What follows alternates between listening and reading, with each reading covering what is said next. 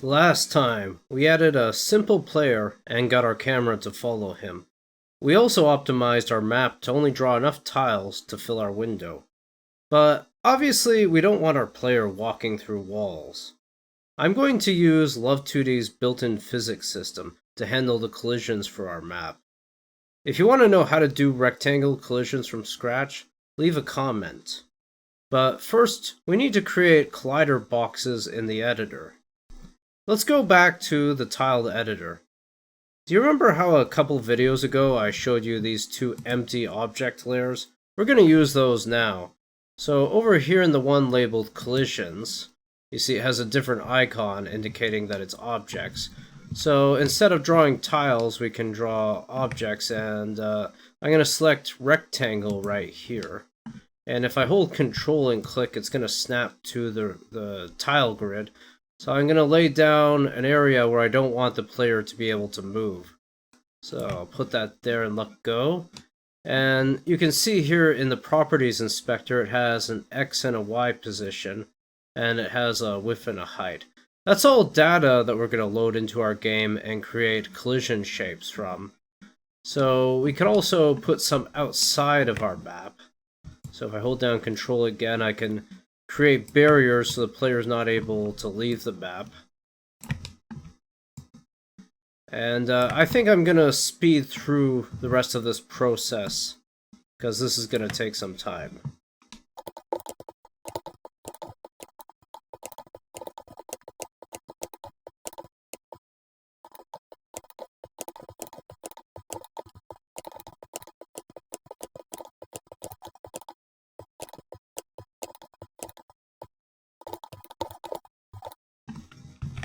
Okay, I'm finished laying down my collision boxes.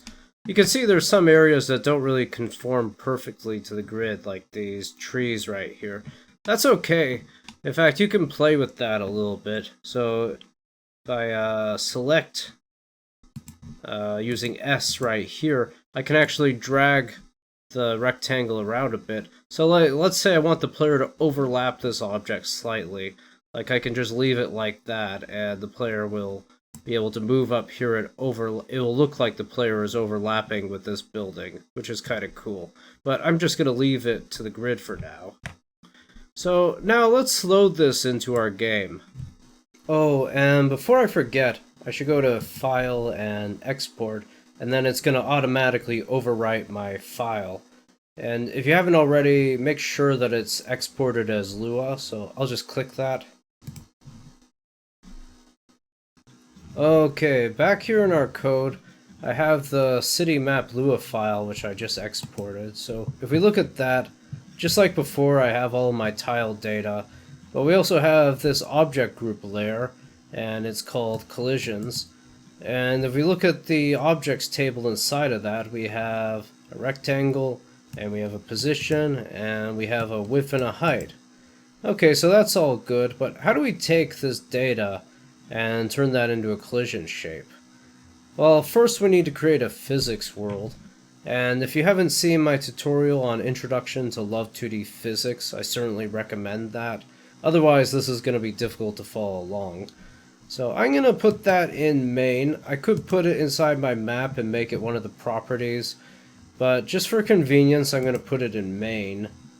Just so everything has access to that, and I'll put it right down here. So I'm going to call that G world, and it's going to equal love.physics new world.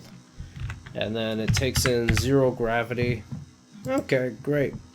But if you remember from my previous tutorial, like, we also need to update that. So over here in our update function, I'm going to do G world update, and I'll pass in delta time. Now, somebody asked me, does it matter if I put this like before updating the player? Well, I don't think it does. Correct me if I'm wrong on that, but I've never noticed any real difference in, which order I update these. Maybe if you're doing something special it matters, but I think this is going to be fine. So I'm going to save that and go into the map class. Now what we need is a rigid body for our map, so I'm going to call it body equals love.physics new body, and it's going to take in a world, and it's going to take in a position. The position is just going to be the origin of the world, which is just going to be 0, 0. And then it's going to be static because walls don't move. Now the other thing we need is a table of walls. So I'm going to call that walls, and it's just going to be an empty table. Now if you're wondering, why is it that there's only one body when we have multiple walls? Well, it's because a single body can actually hold multiple shapes and fixtures. So one body can have multiple colliders, and I think that's perfect for our map. So now let's create our walls, and I need a helper function for that. So I'm going to do function map, and I'm just going to call it create wall. And it's going to take in the X position, the Y, and the width, and the height. Now, in here I'm going to create a new wall, so it's just going to be called wall. And that itself is going to be a table, because it needs to hold both a shape and a fixture. So we'll make the shape love.physics new rectangle shape, and it's going to take in the width and the height. But you have to remember that our walls actually occupy a position, so we have to pass in the position. And then the other thing you have to remember if you've watched my previous tutorials on physics is that by default, the width and the height is going to be wrapped around the X and Y. So the X and Y is going to be the center of the object, which we don't want, so we need to offset that slightly. So I'm going to add half of the width to my X, then I'm going to add half of the height to my Y. So that just makes it so that the origin of the object is now going to be the top left corner, which is how we made it in tiled. Okay. Now I could put fixture in here, but that's going to be a bit of a problem because we need to pass in the shape. So I'm actually going to do that externally. So walls fixture is going to be love.physics new fixture. And it's going to take in the maps body, so self.body, and it's going to take in the shape, so it's going to be shape wall.shape, and I think that should be good enough. So now we can do the maps walls. So actually table insert self.walls, and we'll put in that wall. We don't actually need to store the walls, but if we want to draw all of them or something, I think it's really handy to have all of this information readily available. Okay, well we haven't actually loaded in our data yet, because you have to remember that in the city map Lua file, all of this is stored right here in this objects table, and all of that's inside of this object group layer. And if you remember anything about the layers, we can access them this way. So mapdef.layers1 and mapdef.layers2. So how would we get to that? Well, if we look at this, so this is going to be mapdef.layers3, and then it's going to be mapdef.layers3.objects. So all we really need to do is just iterate through each one of these objects and then pass that into our create wall function. So I think I'm going to do that. So I'm just going to copy and paste this right here. So that, and I'm going to change it to layer 3, and it's going to be objects. So we're going to use a for loop for this. So for I and v in I pairs, and we'll go through all of these. And for each one of these, so v is going to represent the individual wall table. So it's going to represent this right here. So we're going to do this create wall. And we're going to pass in v.x, v.y, v.width, and then v.height. Okay. Yeah, notice that I'm using this instead of self. That's because I'm doing it right here in the constructor, but this should work, I think. Okay, so I'm gonna save that, but if I run that, you know, if I run that right now, like, it seems like it doesn't work. And that's because we need to put a collision shape on our player, too. So I'm gonna do that right now. Okay, so I'm gonna go back to my player class. And just like with the map, I'm gonna add a rigid body. So it's gonna be body equals love.physics, new body, and I'll pass in the G world. And the position is just gonna be the X and Y that we're passing in. But this time it's going to be dynamic because the player should be able to move around. So I'll put the shape and fixture outside of that. So I'm going to do this dot shape equals love dot physics, new circle shape. Yeah, I'm going to do a circle shape this time just because I think it's kind of cool to make the player a circle so that he can like slide along slopes and things. So the size for that, the radius, is going to be half of a tile, so 32 pixels. But remember, just like with the walls, the X and Y should be in the top left corner, so we want to offset that by half of a tile size. So that's also going to be 32 by 32. Okay, so now we need a fixture. So this dot fixture equals love dot physics new fixture. And it's going to be this dot body and this dot shape. Okay, but there's one more thing we have to do.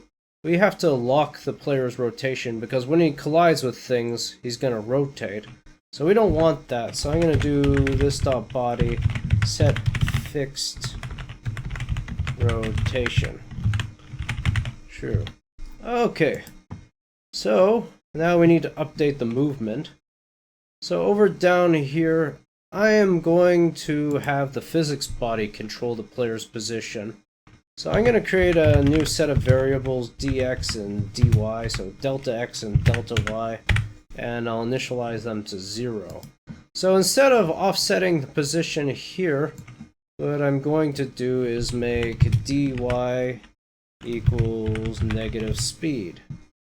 And then, you guessed it, I'm going to make this positive speed because we're going down. And then I'll do the same thing for dx, so dx equals negative speed, and then dx is going to equal speed. Now, why am I doing it this way? Because I want to set the velocity of the rigid body at the very end. So I'm going to do that here. So love.physics, self.body set in your velocity, and then I can just pass in dx and dy. So it kind of saves me the trouble of having, you know, to put that in every single one of these if statements. And I might want to modify the velocity in other ways, so I think this is much easier. And then the last thing I need to do is set self-x and self.y back into the body's position, because it's the body's position that's being updated. So we want to feed that back into the player's x and y. So it's going to be body get position. I talk about this more, of course, in my physics tutorial, but there we go. Okay, so now the player should be able to collide with walls. Let's see how that looks.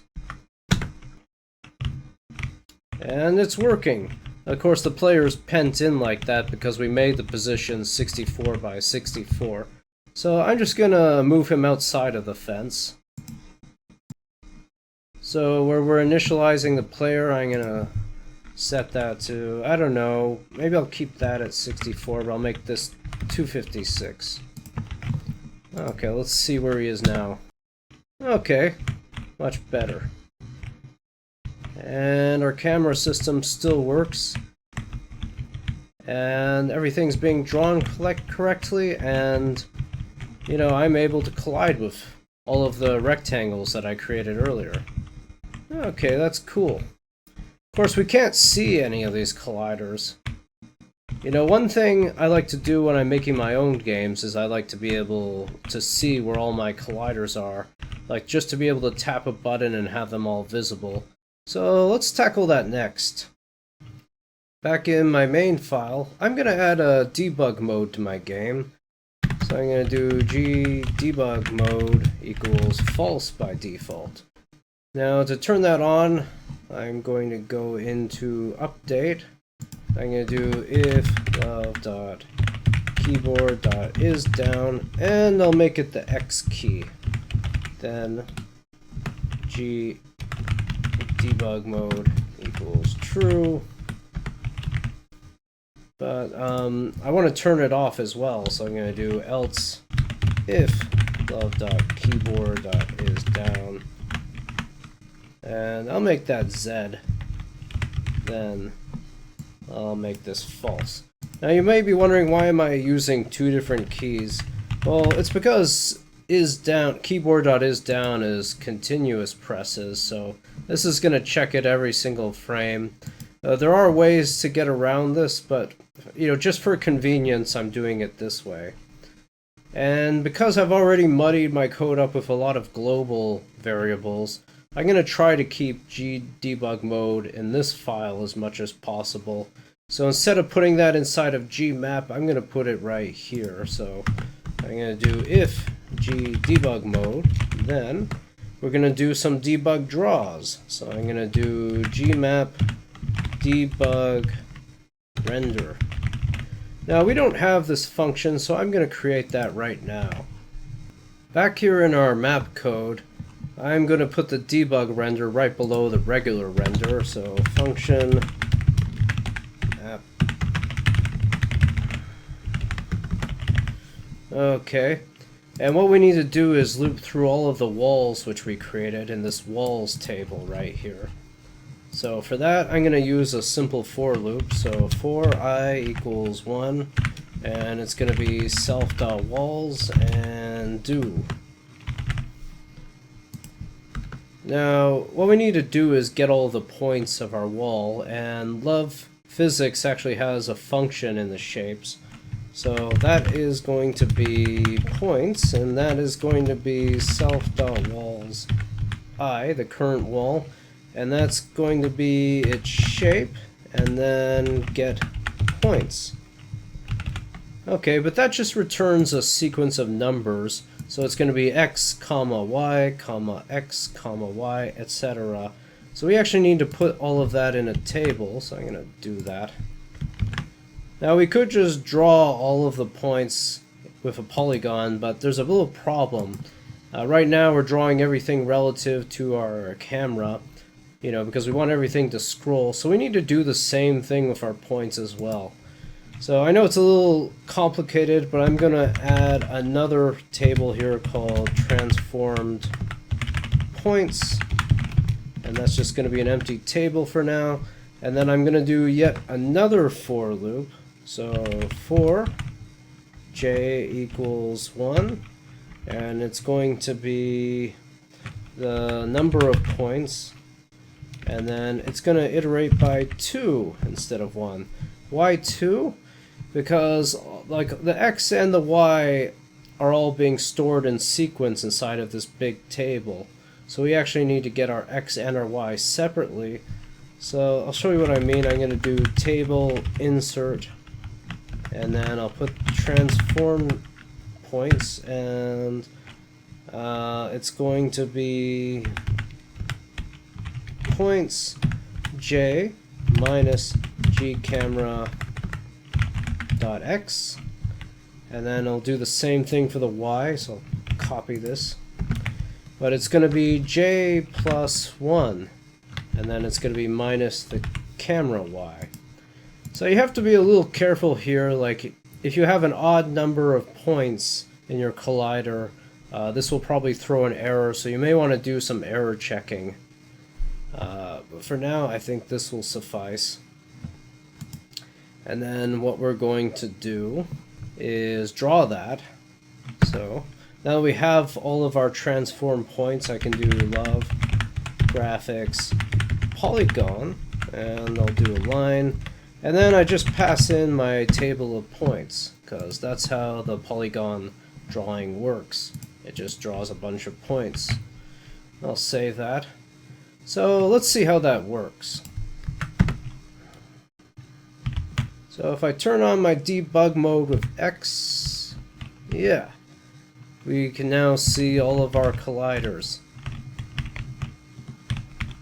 which is great. And if I press Z, it turns them off, and X turns them back on. Okay, good. So we should probably do the same thing for the player too, right? Now, drawing the player's collider is going to be a lot simpler because it's just a circle. You know, we could just draw a circle with a radius of 32. But I'd like to show you, how you would do it with the physics system. So just like with the map, I'm going to create a debug render. And we're going to have an X and a Y. And that is going to be self.body, and well, we could just get the player's position or the body's position, but remember the shape itself is offsetted a little bit. So what I'm going to do is get world center instead. So that gives us the shape, or that gives us the body with the shape's offset. And then I'm going to do sx equals sx minus g camera dot x, and then sy equals sy minus g camera dot y. So now all we have to do is draw the circle. So love.graphics.circle line, so sx, sy, and then the radius is going to be self.shape get radius. So shape has the get radius function because it's a circle shape. Okay, save that. Let's see how that looks. Oh wait, I forgot to add it to the main loop. So back here in main, I'm going to do gPlayer and debug render. Okay, now let's see how it looks. And there you have it. We can now see all of the colliders, including the players. Now, I think this video has gone on long enough, so I'm probably going to end it right here. And then the next one, I want to talk about loading entities. And I also want to talk about switching between different maps, because just having one level in your game is kind of boring.